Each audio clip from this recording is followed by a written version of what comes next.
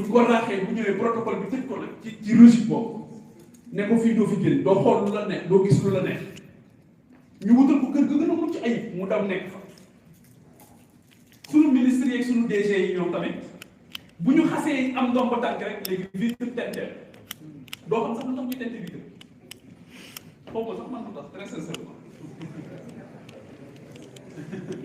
après ça mérite réflexion booy dem sa kër yaay si da ngay ànd sa garde rapproché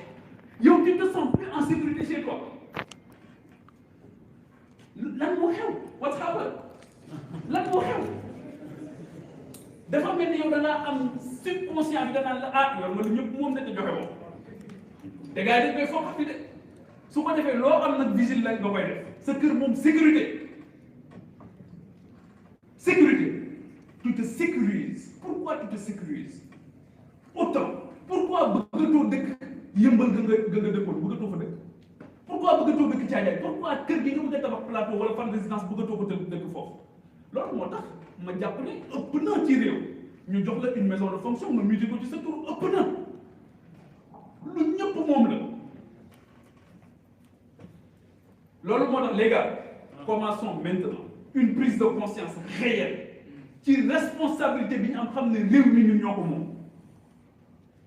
réew mi ñun ñoo ko amee papa yi Amadou Wade bi ak sunu papa yi il faut ñu dalal seen xel rassurer leen ne leen ay xale yu seen loxo set nag ñëw nañu ngir jël affaire bi téye te li tax loolu di mën a nekk ndax Olof Njaay dafay wax ne ku amagut amagul jikko ku amagul jikko li tax ma koy wax yéen a ma ko gën a xam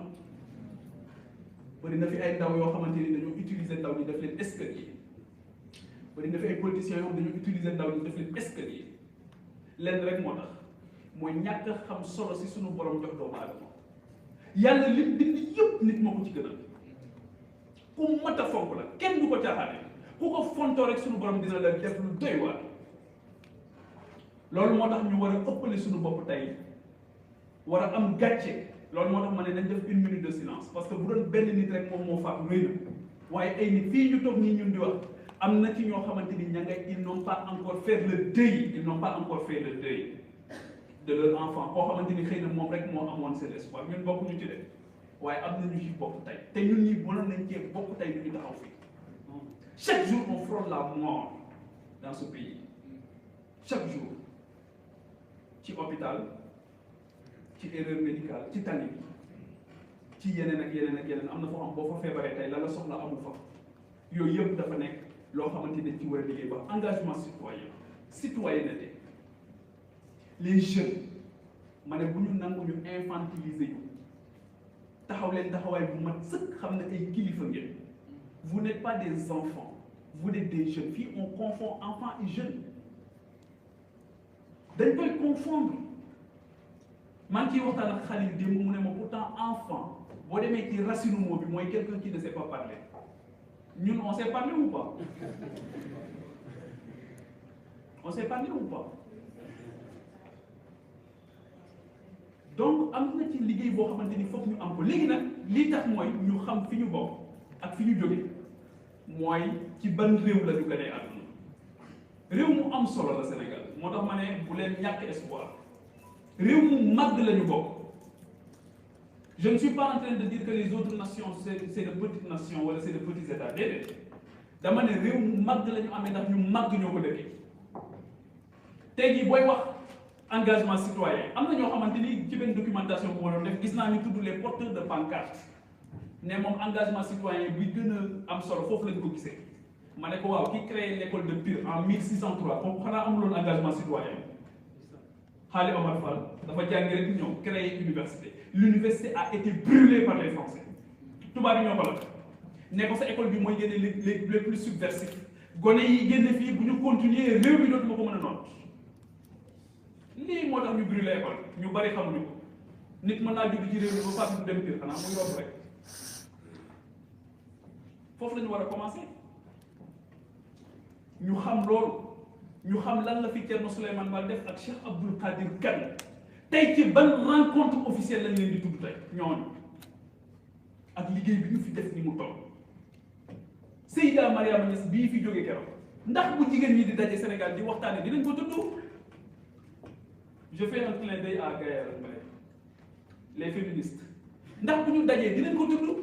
Seyda Mariama Niass école am rek c'était un modèle d'intégration réussie engagement citoyen foofu la ne maa ngi jaar ci buntu bi nga xamante ni Nelson Mandela nee na c'est l'arme la plus redoutable pour changer le cours de l'histoire éducation ak formation foofu de ku fa génne gëm naa ne doo sànni xaalis gëm naa ne di nga fonk jàng ak jàngale gëm naa ne di nga fonk sa askan. Seyda Mariama Niass tey moom mooy tudd ndeysaan dañ koy bàyyeeg njabootam rek ñoom ñoo koy tudd ñoo koy wàcceel kaamil di ko ñaanal te fii dañ ko fi war a tudd moo tax ma ko fiy tudd parce que ñooñu la ñu amee li mu def ci éducation une vie dédiée à l'éducation et à la formation des masses kooku la ñu amee fii may wax ak yéen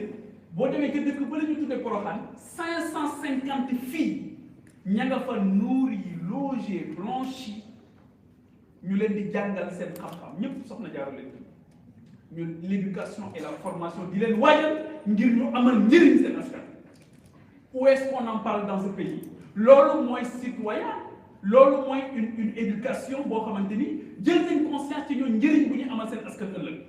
mais Sénégal dañ fay am nit ñu créé ay dëkk sanc ay dëkk ñii nga xamante ni ñoom la ñuy fal depuis 1960 je n'ai rien contre ay jàmbaar lañu waaye di ci gis koo xamante ni dina nekk au pouvoir ba génn fi waxuma la sanc dëkk mais pour mu dajeeg nit koo xamante ni rek maas na ko courant patriotisme dafay jafe maas na ko courant engagement citoyen dafay jafe moom kay dañ lay yor ci seen wet di la jëriñoo rek duñ la wutal sax liggéey bu am solo dañ lay wutal liggéey boo xamante ni saa bu ñu ñëwee week-end nga ñëw toog seen buntu kër ñu lay jox ngay lekk ba suur di naan ba maan di toog rek mbana yi tege. Donc l'autonomisation des femmes c'est beaucoup plus un slogan qu'une réalité li may wax ni yéen a ma ko gën a xam ndax gis ngeen meeting bu ñuy joxe juróomi téeméer junni li mu jaral nit ñi ci réew mi ñooñu di ko jël ñu baax la waaye mbuus bu ci dara nekkul du taxaw wala indil leen ma CV naa leen wutal liggéey wala ñu ne jox leen ma jox indil sa yaay ji ñëw ndeysaan ne ko sama doom de am nañ master ba sonn waaye kii mu ne ko non indil ma ko la condition mooy nga def politique waaye nag politique bi du ànd ak éveil de conscience de politique bi du nekk ligne de convergence rek ñàkk na laa respecté ba du ne la ah man de programme bii laa bëgg te bu la joxoon cër dëgg danaan la yow nan nga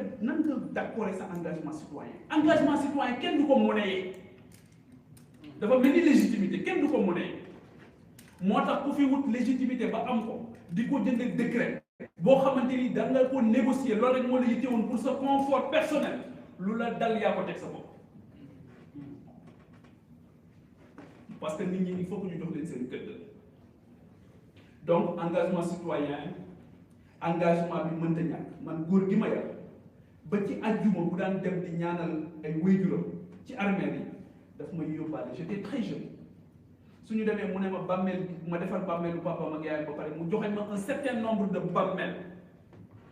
ne ma bàmmeel bii nga xamante ni moom jàngal na ma partage ak solidarité bay eggale ko ci ñi nga xamante ni dañu fay jógee moo tax sax bu may defi su may dem TFM su may romb cimetière Yoff yi ci wetu en face monument de la Renaissance yàlla xam na ne mënuma fa romb te ñaanalu ma leen defal leen fukki Ixlaas ak benn fu ma romb armée dama leen di ñaanal parce que foofu la ñu ma ko jàngale waaw kuy bàyyi xel néew yi ndax nooy def nit ñiy dund foog nga bàyyi leen xel waaye moom it moo ma jàngaloon bu ñu bayaan ba pare lépp nag laa mën ci bay lépp bay moom lépp laa mën naa ruuj ba dekk ba góob lépp laa mën mais bu ñu dekkiwaat gerte gi ba pare ba góob dugub ci day teg ci kaw charrettam nag day sànni ngay distribuer am un certain nombre de kër yoo xamante da ngay def yóbbu fa dugub fii gerte fii nangam mais seetlu woon naa ni guddi la ko daan def bu demee ba timis crépuscule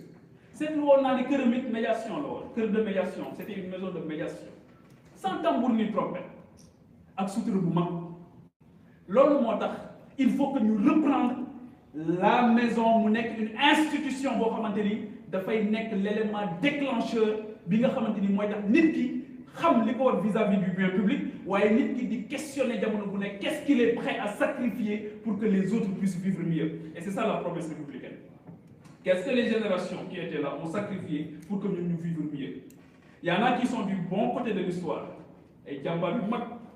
def liggéey bu rëy waaye y en a qui sont du mauvais côté de l'histoire am na ñoo xamante ni ba ñu amee position dañoo régler seeni problème bàyyi ñu ak suñuy problème ils règlent leurs problèmes ils nous laissent avec nos problèmes loolu moo tax ngay gis souvent ñu nommé nit ci benn place kenn mënu la wax ban résultat la def ñu jëlee ko fa nomewaat ko ci beneen place kenn mënu la wax ban résultat la def ñu jëlewaat ko fa yóbbu ko beneen place waaw mbir mi réew mi daal amul ay compétences léegi moo wax ne ñun yàlla defal nañu lépp lan moo ñu manqué li ñu manqué c'est très simple c'est un capital humain de qualité wala ba capital humain de qualité ba amee it dafa am leneen lu ci loo xamante ni parce que les compétences ne suffisent pas il faut que nga am intégrité il faut lañ la dénk nga jox ko sa bakkan xam ne lii ñu la jox c'est pas un moyen de réalisation de soi waaye dañ la ko jox ngir nga faj pas nga dog ay bu mu gàcce comme ni ñu koy waxee mais ngir nga teggil nit ñi seen coono fan lañ ci toll engagement citoyen tamit moom mooy def loolu parce que l'engagement citoyen c'est pas seulement les jeunes parce que erreur bi ñu def au Sénégal mooy dañoo jël ndaw ñi dénk leen ndaw ñi erreur gënu koo mag ndaw kenn du ko dénk ndaw da nga koy dénk mag mu am solo mu tàggal teg ko ci yoon mag nga dénk ko ndaw lu am solo mu gunge ko rassurer ko xamal ko ne ko demal ci jàmm ak salaam amal une retraite méritée paisible ñun dinañ woy liggéey bi tool bi moom du booy xaw ma nag xam ngeen luy tool bi du booy xam ngeen tool bi du booy dafa mel ni ay waa Dakar rek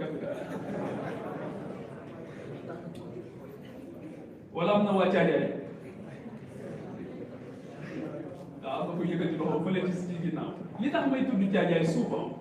te ma bëgg xale yëpp di ko def ak ñëpp Sénégal ñëpp di ko def mooy marketing territorial ci loolu lay commencer marketing territorial mooy kenn ku ci nekk ci gox bi la nga mënal gox bi def ko man mën naa sortir Caajaay de l'anonymat mais dama koy def benn waaye daf ma woowee New Jersey aux États-Unis ne ma Pape Djibril ma ne ko naam mu ne ma dinaa ñëw Sénégal mais su ma ñëwee bëgg naa nga yóbbu ma sa dëkk bi tudd Caajaay ndax ni nga koy tuddee nii xam naa ne dëkk bu am solo la ma ne ko waaw maa ngi koy tudd de mu am solo laa bëgg de waaw te bëgg ñëpp jàpp ci pour mu am solo mais pour montrer tout simplement que tey jii boo jëlee la gastronomie parisienne française yàlla xam na ne France gëmloo na ñëpp ne ils ont la meilleure gastronomie am na ku nekk ci salle bi fa la bokk waaye xam na ne nga baal ma waaye kii lool sama cere mbumbee ma ko dàqal foofu te pourtant gëmloo na ñëpp ne seen Champs-Élysées yooyu sax mooy boulevard bi dàq ci àdduna bi mais nit da ngay fonk sa bopp nit da ngay gëm sa bopp boo fonkul sa bopp kenn du la fonk waaye bu dee da ngaa am gan mu ñëw Sénégal nga am jafe-jafe pour yóbbu ko Gorée parce que yow sax Gorée xamoo sax la fa xew nga am jafe-jafe pour yóbbu ko fële ca Lambaye nga am jafe-jafe pour yóbbu ko fa Deqale fa nga xamante ni fa la Lat Joor tëdd nga am jafe-jafe ngir yóbbu ko Pire nga am jafe-jafe ngir yóbbu ko Kabrousse bi nga xamante ni Aline Sitoé Diatta foofu la dëkk soxna soos nga xam jàmbaar la woon joxe bakkanam ngir bañ fay impôt colonial sunu féministes yi fan lañ ci toll je suis féministe dama leen koy wax rek moi je défends la cause des femmes même si j'ai des divergences ak ñoom mais c'est des divergences très bienveillantes donc foog ñu xam sunu patrimoine dafay jiitu ci nga xam sa bopp bañ a traverser une crise identitaire parce que crise identitaire boobu mooy tax doo nekk yàpp doo nekk jën kenn du xam loo nekk moo tax keroog bi ma amee benn webinaire bu may participer fii ci Maroc ñu woo ma ñu ne ma dañu soxla si présentation sonal ma ci ma wax kii nekkoon suma diggante ñoom ma ne ko wax leen rek je suis un Africain né au Sénégal parce que nous avons un destin commun il faut que ñu comprendre que ne l'Afrique ñun du suñu sabote nit ñu dagatee nii gars yi ñoo toog séddoo ñii ne man jël naa lii ñii ne jël naa lii ñii ne jël naa lii du suñu sabote on a été balkanisé mais boo fi tukkee ci sous-région bi rek nga xam ne ñii mën ak ñoom ñoo bokk benn lañ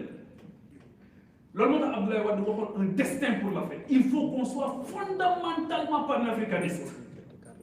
nationaliste de classe exceptionnelle. Cela ne veut pas dire une haine de l'autre. Da ngay bëgg ñëpp waaye nag nga fonk sa bopp sooy dajeeg keneen nga ne maaw kii bu ma dajeeg moom tey je suis un Sénégalais su ma dajeeg un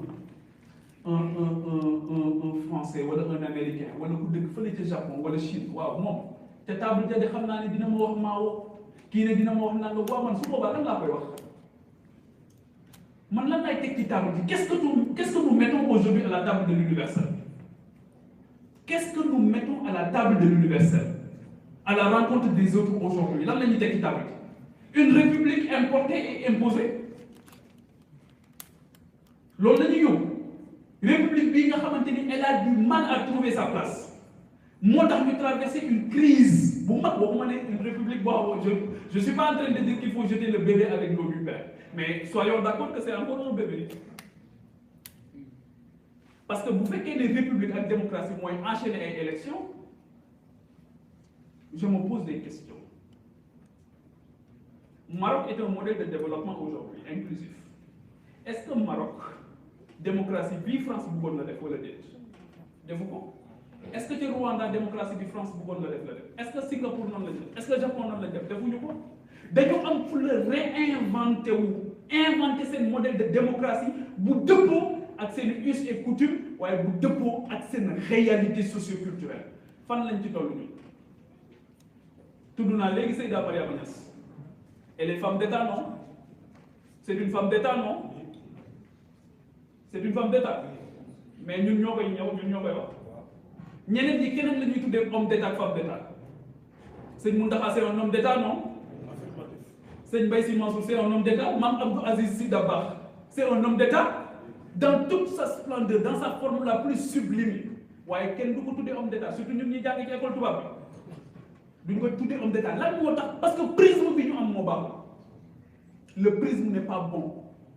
te noonu lañ leen jàppe naan leen les marabouts webinaire bi ma bokkoon ba waa ji ne les marabouts dama ne ko dootuma nangu nga wax leen les marabouts parce que tubaab bay leen tuddee marabout mooy un pigeon blanc paresseux gis nga saabu marabout sax amoon na fi saabu marabu amoon na fi am picc mu weex mu tuuti lañ ciy def nii ñu ne lii mooy saabu marabu ba colon bi bëgg leen a caricaturer mu tudde leen les marabu waaye ñun ñu bëgg a ñëw naan les marabu nga gis un ministre toog ci télé naan les marabu le marabu est conscient des enjeux un marabu comment est-ce qu'il peut être conscient des enjeux? C'est des citoyens accomplis, achevés plus que des citoyens. C'est des grands électeurs, la ligne tuddee wala c'est de grandes personnalités. C'est des gens qui, le plus souvent, à eux seuls, constituent une communauté. Mais nous avons jox cër bi ba mu mat sëkk ñu xool nan lañ leen di dimbalikoo ci suñu développement économique et social bi nga xamante ni moom la ñu bëgg. moo tax il faut qu'on s'entende d'abord sur ce que ça veut dire développement. moo tax jamono bu nekk su may wax développement économique et social dama ci yokk harmonieux. Parce qu'il faut que nous ayons harmonie. Il ne faut pas qu'on continue de creuser les inégalités. C'est une reproduction sociale sans cesse. Nous donnons ministre, c'est une chance pour être ministre. Voilà, nous avons un problème pour les gens. Nous avons président, il y a une tentation. Les hommes présidents, ils sont président. Il y a une inégalité des chances. Moi-même, j'ai raté le concours de Britannique militaire parce que je n'avais pas l'information. T'es préparé, on n'a pas parlé. Mais j'ai raté le jour. J'ai raté le jour. Maman maître, M. Pierre Sagne, m'a préparé les salles. Donc, l'autre, il y a une information. Les gens qui ont accès au financement, nous avons problème du financement, les jeunes n'ont pas l'information. Ou le problème du financement, il y a un problème de communication. Mais la communication a bon dos quand même. Ce n'est pas un problème de communication, ce n'est pas un problème d'information, c'est un problème de vision. C'est un problème d'empathie, c'est un problème de solidarité. Il y a un problème de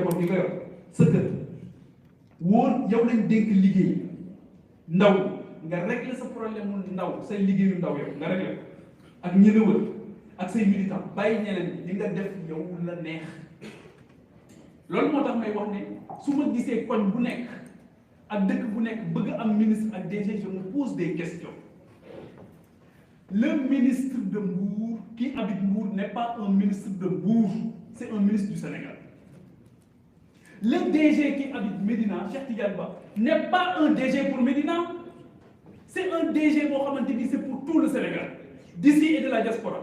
Mais pourquoi donc vous n'êtes pas un ministre, vous n'avez pas de remaniement, vous n'avez pas de comme délibération BAC. Est-ce que vous avez un ministre ou DG? Comme délibération BAC.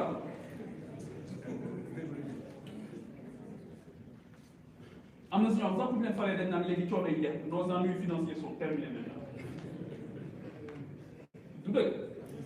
ah waaw ñooy séddale du dëgg li may wax ni su amul rek objection man ma nangu en papa wat su amul rek ma kii ah waaw kon baax sama papa ne naa donc on a toujours besoin d'une caution morale pour avancer donc loolu moo tax ma jàpp ne li ci jiitu mooy xam ak jàng moo tax ñi toll ci jàng bu ñu jàngal ñi jàng ba jàpp ne noppi nañ nañu xam ne jàng du bare bés bu jot rek jàng la bés bu jot bind bu bees la n'arrêtons jamais d'apprendre mais lan la ñuy jàng est-ce que li ñuy jàng tey daf ñu war a permettre ñu am salaire tey week-end bi ñu dem ndànk sali tëdd fa ak suñu njaboot wala dem île du Saloum tëdd fa ak suñu njaboot après ñu xëy si waat jàpp suñu njaboot wala ndax dañoo war a nekk au service des autres. Qu'est-ce que nous sommes prêts à sacrifier pour que cette génération-là puisse vivre mieux, pour que nous teggil coono ñi ñëw suba man question boobu rek lay posé lan lañ moo tax keroog bi ma Khalil di wax ne sunu rencontre bii ne dañ ci am tawfeex ndax fayeeku wooñu ma ne ko Khalil man maa leen war a fay man parce que vous me donnez l'opportunité de servir te li ëpp solo ci àdduna mooy servir moo tax démb bi mu ñëwee sax ne ma il faut ñu xool protocole bi ma ne ko man j'ai pas de problème parce que mbooloo yi léegi lan moo koy tas mooy fu may toog su ma ñëwee fu may toog protocole gars yi bu ñu accès fu ñuy toog mën nañ ci faat mën nañ ci bàyyi nit sax ah wala ñu dem nee représentant bi pare nee na wala ñu génn dem man assisté naa ay cérémonie officielle yoo xam ne gis naa ku ñëw taxaw ñu ne ko toogal fii bu ne fii du fi toog parce que war na den ak kii moom fële lay toog nañ ko centré fële waaye yow lan moo la indi donc guerre de positionnement bi dafa bokk ci li may indi ci limite de l'engagement citoyen mooy guerre de positionnement bi tam daf ci bokk mooy ku ne dafay bëgg a jiite dañu bëgg jiite da ngay gis sax ku rey bakkan ku teg bakkanam ngir nekk trésorier mais dégg ma rek nga bëgg cee rey nit ñi dégg ma rek nga ne nit ñi tey ngeen dee élection présidentielle élection législative élection locale nga jël ay nervi ñu jaay seen bakkan ngir junni wala ñetti junni te yow loolu doo ci boole sa njaboot doo ko def loo sa doom nga jox leen ay armes mu wóor leen ne seen seule certitude mooy ils peuvent perdre la vie aujourd'hui c'est la seule certitude amuñu sax ay protège balak amuñu yooyu yëpp mais yow jël nga leen xool nga nit ki ak ni ko yàlla fonke nga ne ko nervi laa lay def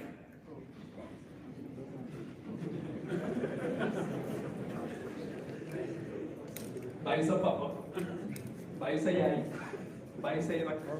bàyyi say mag bàyyi ñoom ñëpp doomu aadama dafa fort ku mat a fonk la te loolu fi ñu koy commencé nag mooy ci chauffeur bi lay dawal rek mooy ci bon ba nekk ci sa kër ban rapport lañu am ak bon yi nekk ci suñu kër loolu du Macky Sall de du Abdoulaye du Abdou Diouf ñun la loolu it nag kenn ku nekk xoolaat sa bopp surga bi nekk sa kër sama maam bi ma doon tudd léegi dafa mës a recruter benn surga bi mu recruter surga bi ñun ñuy respecté parce que ki mu recruté woon dafa xawoon magal bu ñu demee tool du am benn valeur ajoutée ci tool bi gars yi commencé di respecté naan waaye kii paa bi jël ko mënul dara bu ñuy di tool yi du ñu defal dara ba mu egg ci nopp góor gi ne kii maa gën a xam ne mënul dara waaye bi ma koy jël xam naa ne li ma koy sant yéen mën ngeen ko waaye dama koo bëgg a dimbali te damaa bëgg a préserver dignité ndax bu ma ko joxee du jël waaye bu ma ko àndaloo ak yéen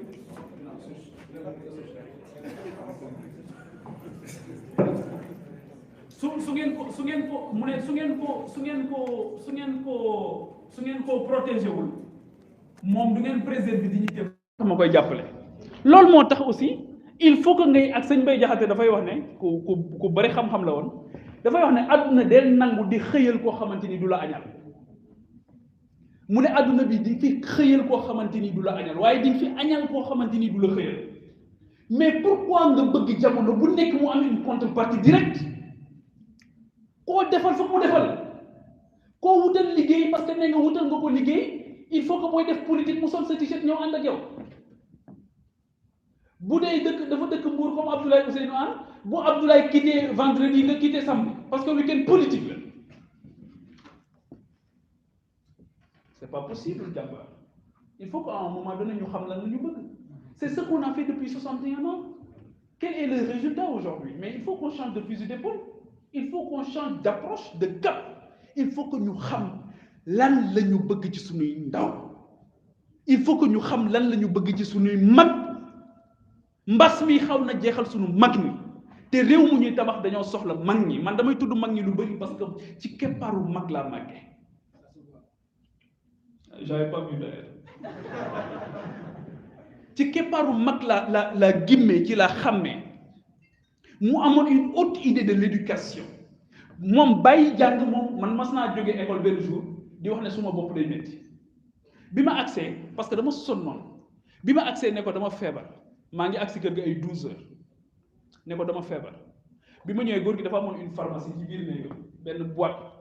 bu menuisier yi daajoon mu def ci ay garab ma agsi rek boobu Nivaquine na xewoon xaw ma aspirine bi ma agsee daal benn la jël jox ma ci ma ne ah c'était un jeudi ou un mardi parce que dañu waroon gont ma ne ah tey de moom xam naa ne alhamdulilah du ma gont mais dañu añ ba pare mu may xool ma añ ba suur mu ne ma ku feebar du añee nii ba suur ne ma 15 heures nga dem jàng 15 heures dama dem jàng donc daawoo xalaat wax ko lu dul dëkk wala nga def ko te jàng bi daaw ko négocier donc l'éducation est un droit constitutionnel xool xale muy màgg te jàngul c'est un crime il faut que ñëpp xam ko réew yi ñun suñu réew yi li tax njàng mi tagga témbe mooy ñi nga xamante ni ñoo envahir suñu réew ne ñoom ñoo ko moomoon ñoom dañoo bi ñu demee ba ñu ne leen tey ngeen génn réew mi bi ñu demee ba ñu ne leen tey ngeen génn réew mi gars yi waa Feeling Dakar ngeen baal ma Medina TV xam naa ne yow yàlla ni doo andi wu ma leen sax après naa leen defal interview incha allah léegi bi ñu demee ba ñu ne leen tey ngeen génn réew mi ñu ne non mënuñu demee noonu il faut que ñu liggéey une école moo tax suñu école bi c'est une école de Jules Ferry c'est pas une école sénégalaise ñi ma leen tuddal fii léegi ci ay kilifa mënul leen a am muusa ko mu tëj ba jàng leen ci école kan moo fi jàng Thierno Souleymane Baal wala Cheikh Abdoul Qadir Kane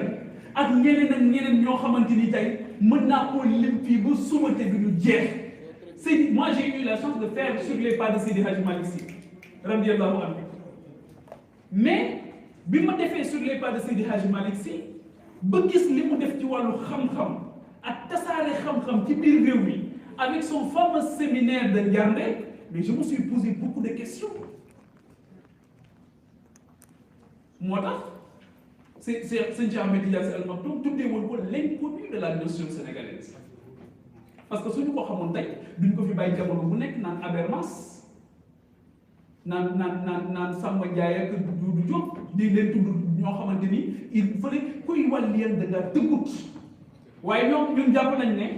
ils n'ont pas produit sur la sociologie ñun jàpp nañ ne ils n'ont pas produit sur la psychologie ñun jàpp nañ ne ils n'ont pas produit sur la géologie ñun daal dañoo jàpp ne ñooñu seen dund bu am solo boobu yëpp julli ak woor rek leen fi jàngale fiqh c'est archi faux ils avaient un projet de société ils avaient une vision politique te li ñu def ci seen njaboot yéen ñëpp teg ngeen ci bët néew na nga dajeeg seen njaboot nga ñee leen néew na lool nga dajeeg seen njaboot nga ñee leen parce que dañu liggéeyal ëllëg ñoom dañu liggéeyal seen njaboot taw feex gi seen njaboot am mais seen Hadji Malick wut xam-xam ak tasaare xam-xam tax na bi soxna Faa Wade Wele di wàcc liggéey fekk ko gaay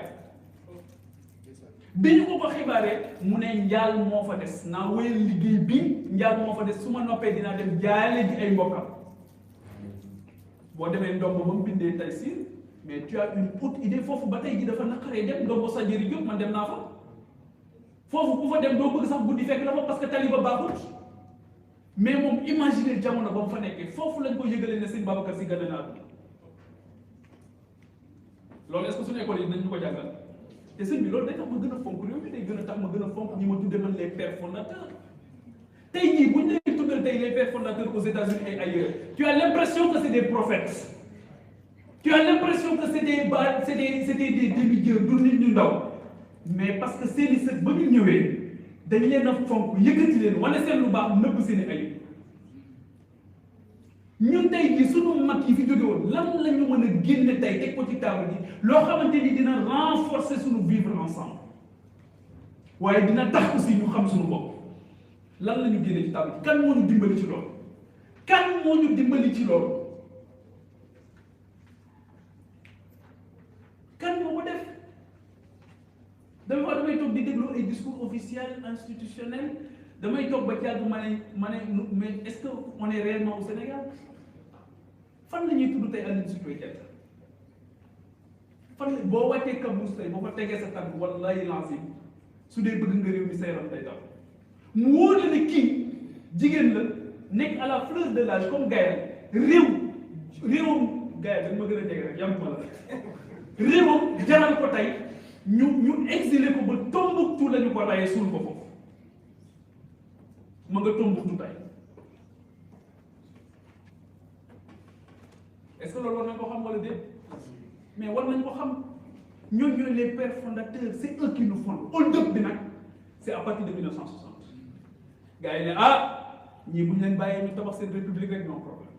république sénégalo-sénégalaise moo tax kenn wax république sénégalaise république du Sénégal la ñuy wax waaye mosoo dégg ñu ne république de la France république française parce qu'elle est française. République du Sénégal, République du Mali, République du Burkina, c'est des républiques importées et imposées.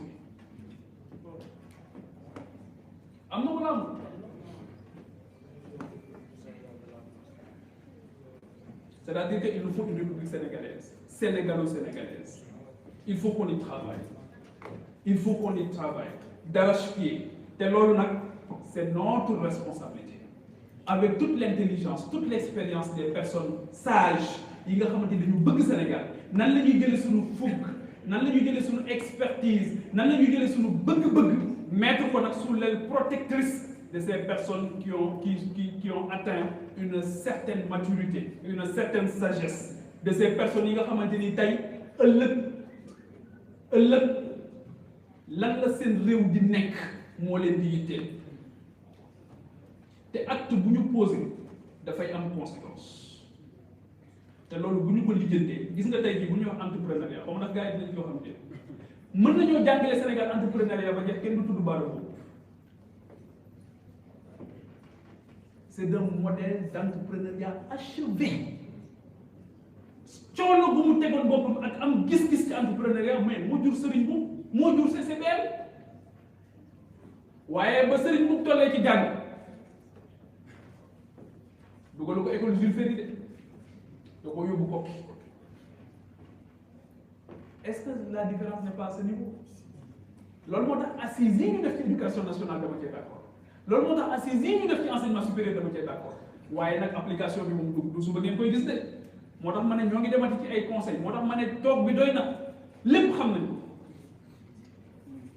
assise nañu bay bëgg a dee jël nañu ay per jëm bay bëgg a dee mais tey jii ba ci sunu ndaw yi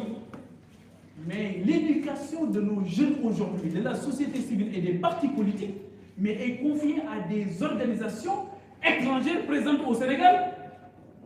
dëgg la wala dëgg Anta ji dëgg la wala dëgg ma ne dëgg la wala dëgg la jërëjëf Dieye l'éducation tey jii ambassade États-Unis su ko neexee mu dajale ay jeunes Sénégal biir ambassade di leen former ambassade bu Amérique bi Sénégal bi nekk Amérique ngeen foog ne seen ndaw bés bu ko defee rek doo ko defee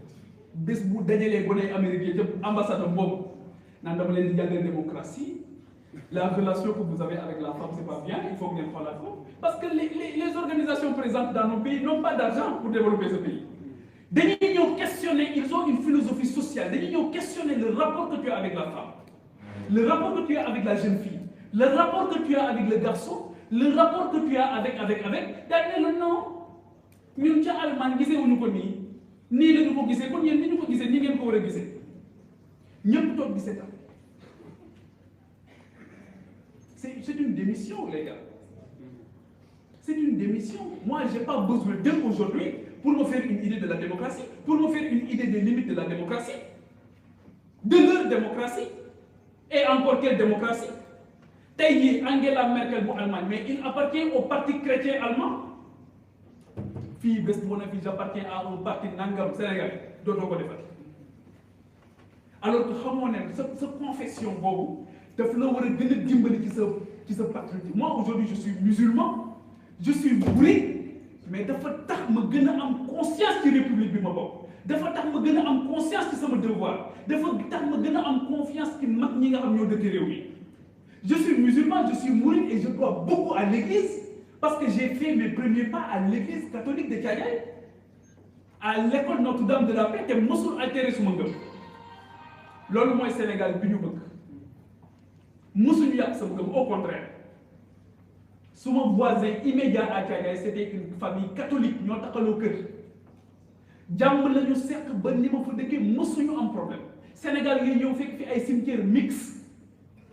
Moo tax ñii tudd dialogue islamo-chrétien ba muy am ñoom amuñu. ba Serigne Fallou Mbacké ak Serigne Babacar Sy di adopté Senghor mais boobu li yëpp existé wul en toute intelligence sociale.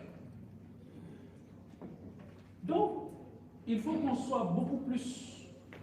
conscient de ce que nous voulons. Ñu def ci du contenu nag il y a une bataille du contenu aujourd'hui au-delà des médias. Au-delà des médias qui ont un grand rôle. Qui ont un grand rôle. Parce que les écrans ne sont que des écrans. Les étymologiquement, écran, ça signifie quelque chose qui t'empêche de voir la réalité. C'est le écran. Vous qui savez football, vous avez un écran qui est un écran qui est donc c'est écran. Au-delà des écrans, qui sommes-nous? Où voulons-nous aller? Avec qui? Comment? Mais il faut que nous dormions plus de il faut que nous dormions plus de en commençant par une territorialisation des politiques publiques, mais une territorialisation des ressources humaines d'abord. Si vous territorialiser les politiques publiques, vous devez territorialiser les ressources humaines qui sont portées politiques publiques. C'est ce que je dis souvent. C'est faut que dire, les gars. Mais les plus jeunes, les plus jeunes, les plus jeunes, de prendre conscience dès le bas âge qu'il faut avoir cette posture de don de soi. Joxe nga teel ko jàngale joxe boobu tabe alal la ci gën a yomb tabe ci alal moo gën a yomb nit da lay may xaalisam ba pare sax di la saaga tabe ci daraja moo gën a jafe ak ci temps. Gars yi ngeen di seeti souvent ñu xaarloo leen ba ngeen di bëgg a dee ci salle d'attente xaarloo leen ba ngeen sonn après ñu jël seen image photo selfie bi moom jaral na leen lu ne te ñun fi mu ne nii sunu kër kenn bëggul selfie ak bon bi lay liggéeyee alors que kooku ngay dem di seeti mu tudd ministre wala DG c'est ton serviteur yow yaa ko fa teg. Il faut qu'on change le rapport. Ñoom c'est des serviteurs. Man mii tey je suis un serviteur. Je suis un serviteur. Et dama bëgg ñu xoole ma comme tel un serviteur. Amul grade bu gën a màgg servir amul. Xool leen Sénégal ñi servir ak ñi servir woon. Xool leen tey jii ñan la ñuy dem ci pèlerinage ak ñan lañ demul pèlerinage. Xool leen ñi serviroon ak ñi servirul woon. Xoolal ci Anta Diop tey am na ñuy dox Dakar ba Thiès ngir rendre ko hommage. Am na tey jii ñoo xamante ni ñoo ngi def noonu feneen ak feneen ak feneen. Donc loolu moo tax s'il y a un mot boo xamante ni war nañ koy conjuguer un verbe boo xam war nañ koy conjuguer jamono bu nekk suñu xëy mooy servir jëriñee wattandi ko jëriñee wattandi ko jëriñu moytu égoïsme bi di def rek te yàlla tax di def rek te Sénégal tax waaw jàpp ne bàyyi tamit su ma defee leen diw daf maa war a defal systématiquement loolu tamit dañ ko arrêté bàyyi sàcc xaalisu réew mi quel que soit niveau boo mën di nekk parce que sàcc mën naa ne quel que soit niveau boo mën di nekk am na ñoo xamante ni fab naa la waxuma la de mais am na ñoo xamante ni université dañuy commencé jàng dëpp kees ci amical ak bourle la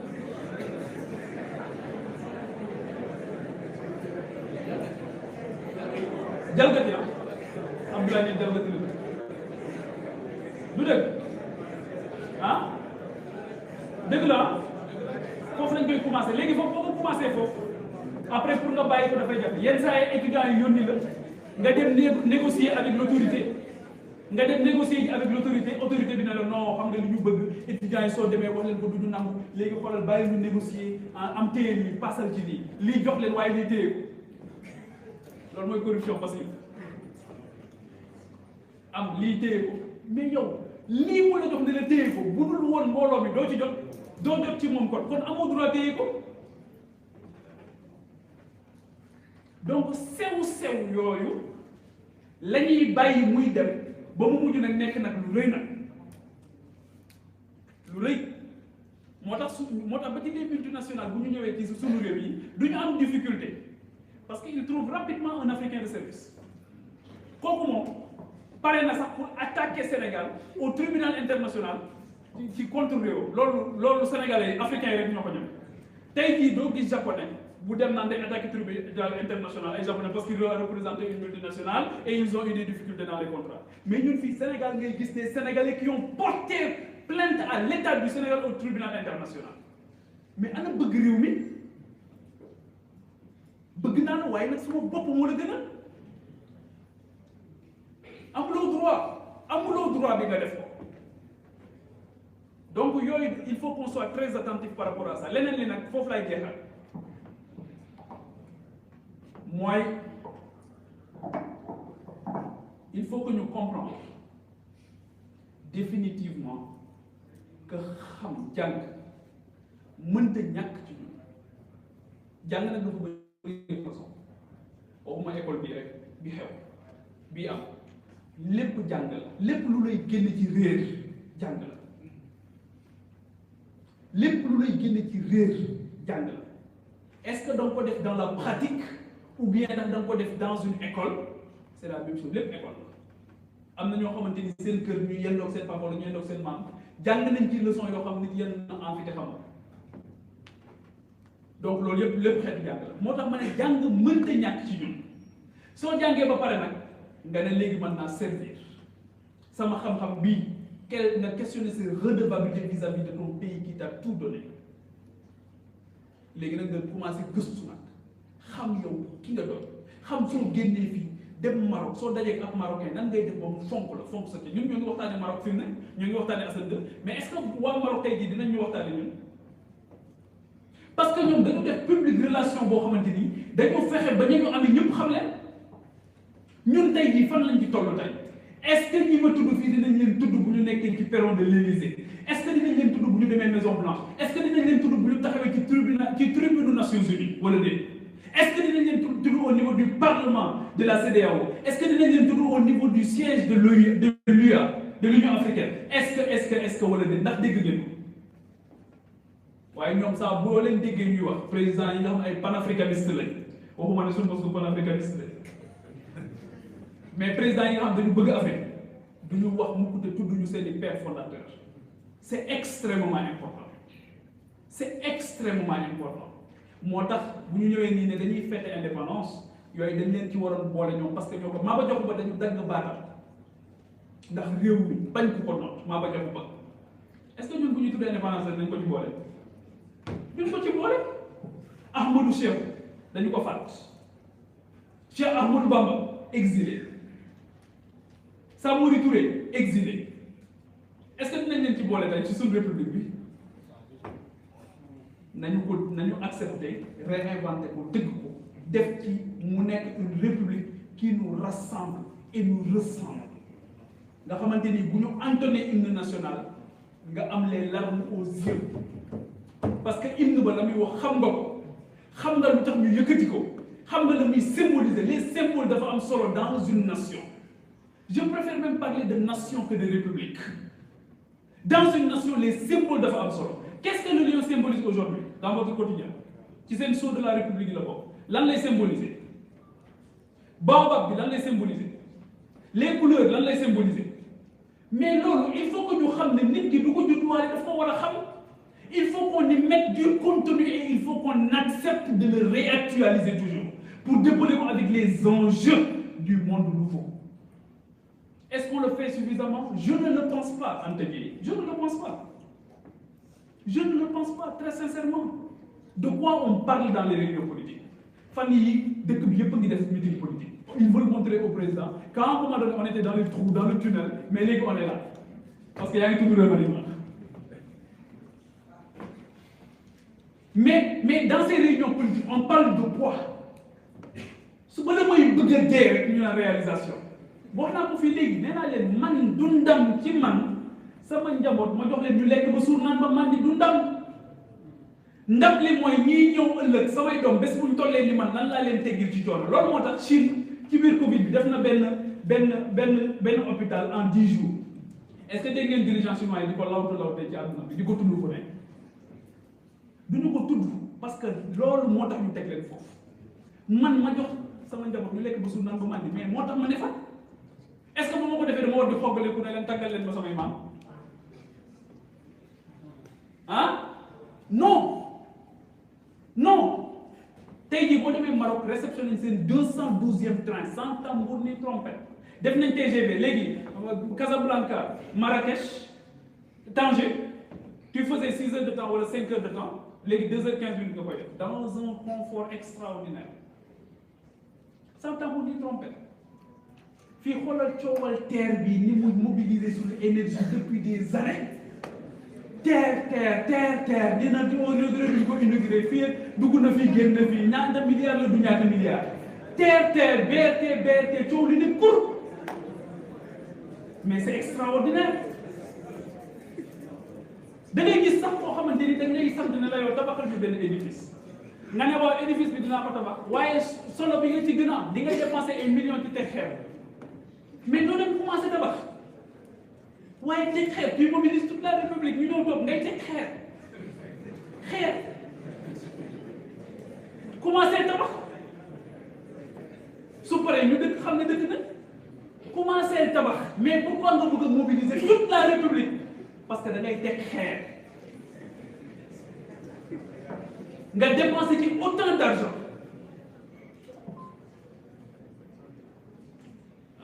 les gars loolu manque de sens la donc loolu tamit c'est une tradition coloniale colon yi bi ñu leen di dàq dañu ne non bu leen ñu dàq parce que defal nañ ne nombre de kilomètres de route defal nañ hôpital pourtant maladie yi ñoom ñoo tax ñu reculer pourtant nangam am na pourtant nangam colon bi moo doon def loolu ñun on a cette tradition coloniale pourtant ñun ñoo leen defal nangam ñun ñoo def nangam kon waru leen ñu dàq waaye réew yu mag yi doo dégg mukk ñuy lister un bilan matériel parce que dañu def nangam ak nangam non travail tu es élu pour ça boss yow sa borom ngay jëflante ci sa askan jëflante woo ak nit ñi waaye di mer parce que li nga def nit ñi tudduñu naan dama am problème de communication looy mer sa njabootee boo leen joxee du lekk bu suur mais est-ce que soxla nga ñu ne la ñoo papa lekk nañ ba suur non boo leen xoolee rek xam ne suur nañ papa lekk nañ ba suur naan nañ ma bànn non boo leen xoolee rek boo déggul jooy rek xam ne suur bi donc maa ngi leen di gërëm bu baax di leen sant j'espère que li ñu doon xaar ci ñun jéem nañ on a essayé juste d'être authentique naturel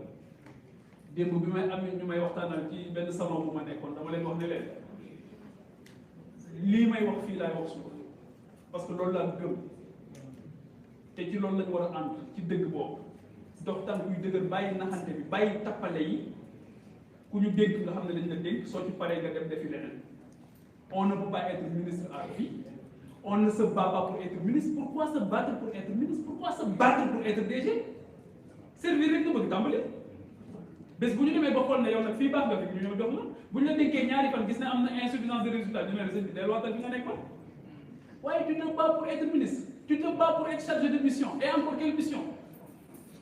Quelle mission? Tu te bats pour être. On ne se bat pas pour être. On se bat pour être citoyen. On se bat pour être un bon Sénégalais. On se bat pour être un bon Africain. Je vous remercie. Monsieur le Président, je voudrais vous présenter. Parce que la présentation n'est pas qui, mais donc vous êtes aujourd'hui le conférencier de cet important panel. Aujourd'hui, est-ce que vous pouvez revenir en premier lieu sur le thème qui ont beaucoup de points importants? J'ai été choisi par l'Association des jeunes entrepreneurs et leaders du Sénégal pour échanger avec cette jeunesse sur la thématique de l'engagement des jeunes citoyens du Sénégal. Et pour moi, il est important aujourd'hui, comme vous le savez tous, le Sénégal, à l'instar du monde entier, est secoué, vivement secoué par cette pandémie et d'autres crises internes, des crises endogènes et exogènes. Et c'est dans ces moments troubles, bien entendu, qu'il est important de se sublimer, qu'il est important de rappeler ces valeurs fondatrices, qu'il est important de rappeler ce qui nous fonde, ce qui nous rassemble et qui devrait nous ressembler. Et on n'a pas manqué de revenir sur ces aspects de la citoyenneté qui n'est pas du tout acquise d'avance, mais qui reste une conquête. Quels sont les ingrédients qu'il faut, depuis l'institution de base, la famille, qu'il faut à ce Sénégalais, à cette Sénégalaise, pour pouvoir avoir une conscience totale de ses devoirs, mais aussi de ses droits. Et comme le disait le président Mamadou Dia, on peut bel et bien renoncer à des droits, mais on ne saurait renoncer à des devoirs. Et aujourd'hui, c'est le challenge que nous avons, nous, en tant que jeunes Sénégalais, en tant que jeunes Africains, de mieux faire face aux enjeux, de parfaitement les prendre en charge. Et je ne fais pas partie de ces gens qui pensent que le jeunisme, tout simplement, est gage de développement, de sûreté, de tout ce que vous voulez. Moi, je pense qu'il faut qu'on aille de plus en plus vers une intelligence sociale entre ces personnes âgées, qui ont une grande expérience, qui ont une grande sagesse, maintenant conjuguée avec cette fougue et cette expertise des jeunes pour faire du Sénégal ce que nous voulons réellement. Et je pense que ça coïncide avec la fête de l'indépendance du Sénégal et il était important de faire l'inventaire de ces 61 ans d'indépendance. C'est un exercice qui est fastidieux, mais qui est très passionnant et qui renseigne un peu sur ce qui a été fait, ce qui n'a pas été fait, ce qui a été mal fait et ce qui a été bien fait. Ceux qui ont été aussi du mauvais côté de l'histoire, ceux qui ont été du bon côté de l'histoire. D'interroger aussi cette République qui date de 1960 et de questionner, de regarder aussi dans le rétroviseur le Sénégal de tous les jours et de ces vaillants, de ces vaillantes